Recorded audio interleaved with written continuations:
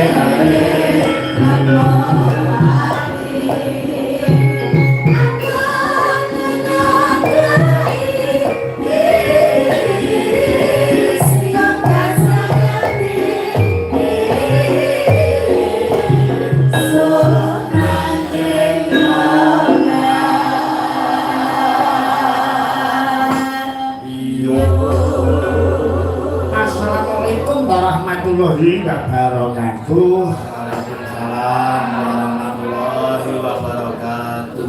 Puji syukur kunjuk wonten ngarsa dalem Gusti Maha Kuwasa mugi warga Geladan Ploso kang wenengku RT kalih RT 3 tansah kirangan bagya mulya lahir batin murah sandang murah pangan rezeki halal berkah saking Gusti Allah Taala pinaringan dirga yuswa dipun paringi wilujeng dipun paringi sehat walafiat sedaya nikmat saking Allah. Allahumma amin.